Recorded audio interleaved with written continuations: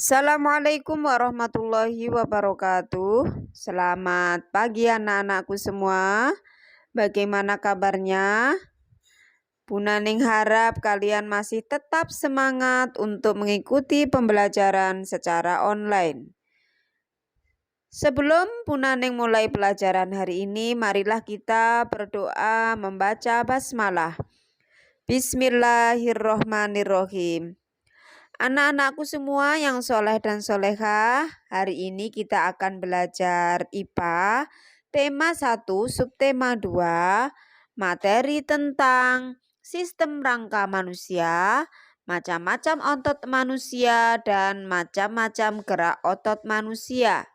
Adapun tujuan pembelajaran yang pertama yaitu supaya siswa dapat menyebutkan nama-nama tulang rangka manusia.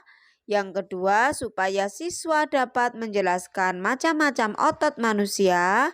Dan yang ketiga yaitu supaya siswa dapat menjelaskan macam-macam gerak otot manusia. Oke anak-anakku semua, mari kita simak penjelasan materinya. Yang pertama adalah sistem rangka manusia.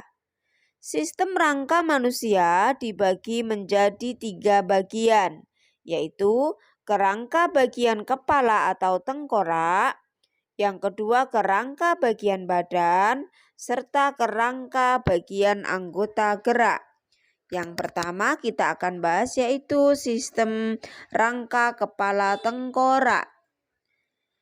Kepala atau tengkorak bisa kalian lihat di situ ada tulang dahi, tulang baji, tulang air mata, tulang hidung, tulang pipi, tulang rahang atas, tulang rahang bawah, tulang lidah, tulang tengkorak. Itu adalah tulang bagian tengkorak atau kepala. Yang kedua adalah rangka badan.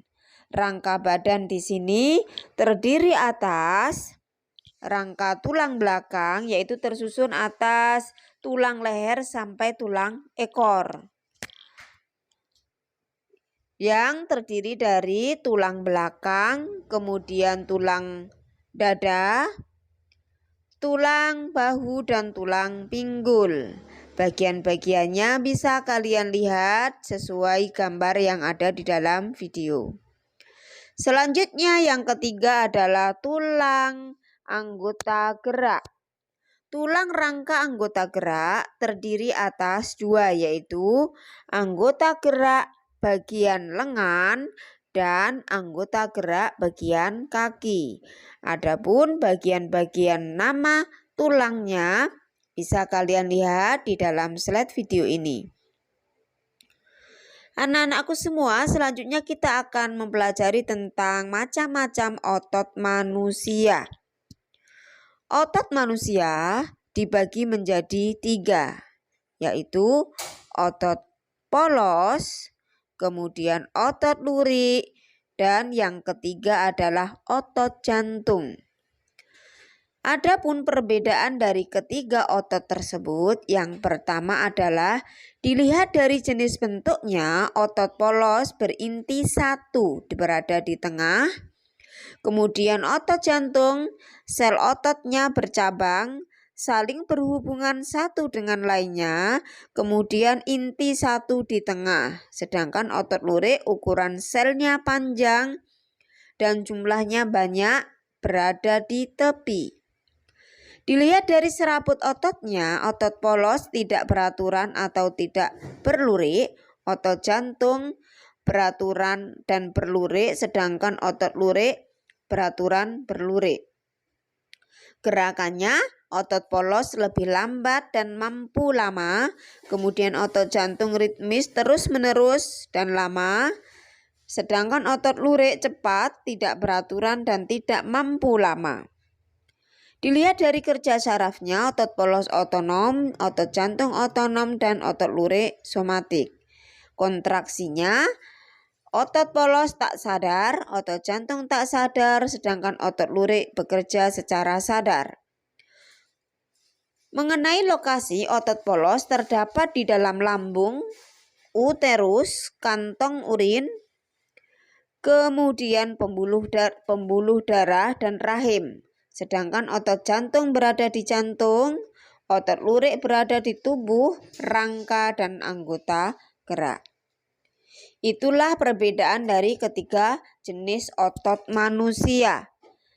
Selanjutnya adalah macam-macam gerak otot manusia. Di dalam tubuh, otot dikenal dengan sebutan sinergis. Jadi, macam-macam gerak pada otot dibagi menjadi dua, yaitu otot sinergis dan otot antagonis. Otot sinergis adalah dua otot atau lebih yang bekerja bersama-sama dengan tujuan yang sama. Jadi otot-otot itu berkontraksi bersama dan berelaksasi bersama. Misalnya otot-otot antar tulang rusuk yang bekerja bersama ketika kita menarik nafas, atau otot pronator, yaitu otot yang menyebabkan telapak tangan menengadah atau menelungkup. Yang kedua adalah otot antagonis.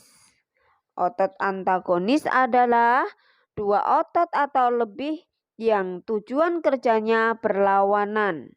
Jika otot pertama berkontraksi dan yang kedua berelaksasi, akan menyebabkan tulang tertarik atau terangkat. Contoh otot antagonis adalah otot bisep dan trisep.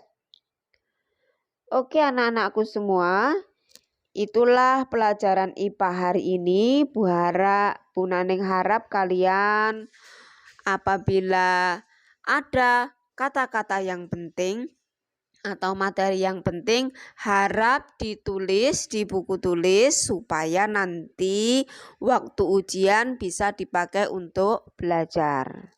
Bu Naning akhiri dengan bacaan hamdalah. Alhamdulillahirabbil alamin. Wassalamualaikum warahmatullahi wabarakatuh.